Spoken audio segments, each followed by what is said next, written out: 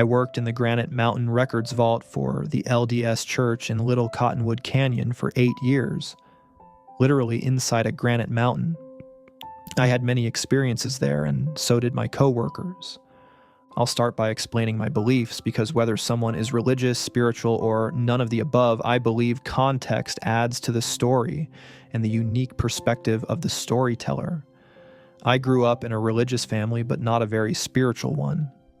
I never believed in ghosts, so I've never really been scared of dark places or being alone in spooky environments.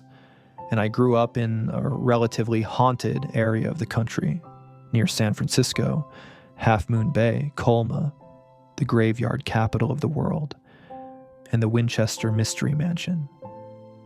So even though I didn't believe in ghosts, I did believe in a higher power and an afterlife.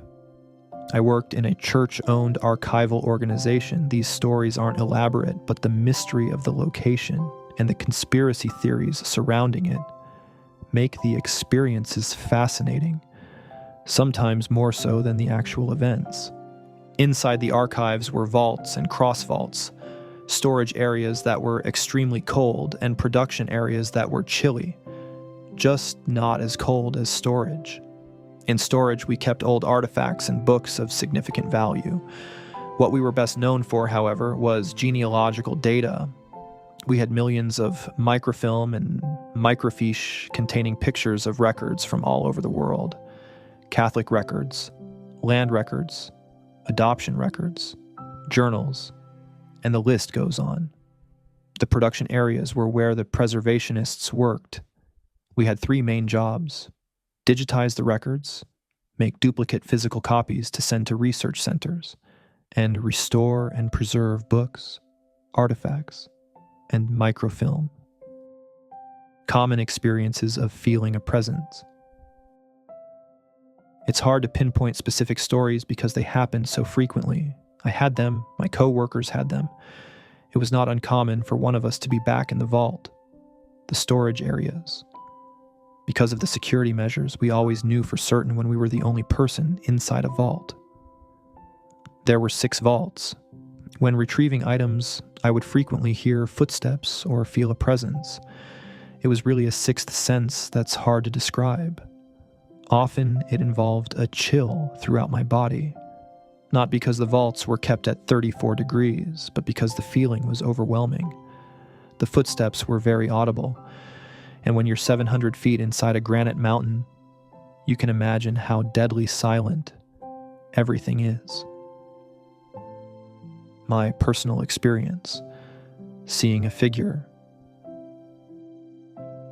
I was working in the darkroom, as I often did. We had several machines, 4 that made copies of the microfilm. We called them printers, and 2 large processor machines that developed the new microfilm. It wasn't uncommon for people to have experiences in there, and it also wasn't uncommon for us to play pranks on each other. I was the main prankster. There were so many experiences that people started joking about the darkroom ghost and named her Emily, mostly to freak out some of the ladies who worked with us. One day I got to work early, as I usually did, sometimes as much as 2 hours before my coworkers. I had to run the 4 copy machines so I could have new undeveloped film to load onto the processors. I was one of the few who could operate all 6 machines at once. Each processor had 2 alarms. One at the beginning to let you know you had 14 seconds to throw another film on, and another at the end to let you know you had 4 seconds to take the newly developed film off. I was loading a film copy machine, printer number 2, when I felt that overwhelming feeling that I wasn't alone. Out of the corner of my eye, I saw a dark figure standing next to me. I tried not to look directly at it. It had the shape of a human. I describe it as a dark figure because the room was dark, but I could tell it was a personage. No one I worked with had that body type. It was taller than me, and only one person who worked there was taller, and he wasn't there. I was frozen at printer number 2, not knowing what to do. I could tell it was watching me as it stood next to printer number 3. I knew I wasn't working fast enough to keep the processors moving because I just stood there. Then the processor alarm went off behind me, so I turned away from the ghost to tend to it. When I finished and turned back to the printers, I saw all 4 printers running, making copies. I didn't do that. That made me even more nervous. I stood frozen at printer number 2, waiting for the film copy to finish. When it did, all 4 alarms went off at once. That was very difficult to do even under normal conditions. And now I was under pressure. I tended to the 2 alarms on my processor and then ran to the other processor where the ghost had been standing, fearing I might run into it. But the ghost was gone, and that processor already had film loaded onto it. I didn't do that either. I prepped the machine to shut down.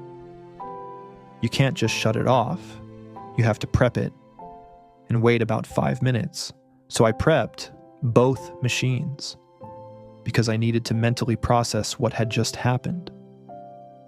After they shut down, I left the darkroom and walked around. I checked the logs, and it turned out that besides security, I was still the only person at work. And as the day went on, I found out that the one guy taller than me was actually on vacation. There was no one there it could have been. I worked in the darkroom with a ghost. My reaction: I don't think I was scared. Maybe I was, but I didn't fear for my life or feel like I was in danger. I was just so nervous, I didn't know what to do. Do I look at it? Do I make eye contact? Do I even want to see its eyes? Do I ignore it? Pretend it's a dinosaur? If I don't move, maybe it won't see me.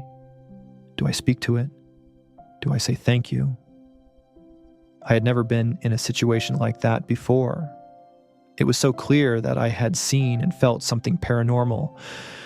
I mentally prepared myself for the next time, but nothing that visual ever happened again. However, that sixth sense feeling happened all the time. My thoughts. My justification for these events is this: I believe some of these experiences, whether mine or my coworkers, were connected to the location and the purpose of the job. Whether someone believes LDS teachings or not, the records in those vaults were often the only proof that some of those people ever existed. Most of the records weren't even from the LDS faith, but they were the only proof in the world that those spirits had lived here. Why wouldn't they hang around and protect it?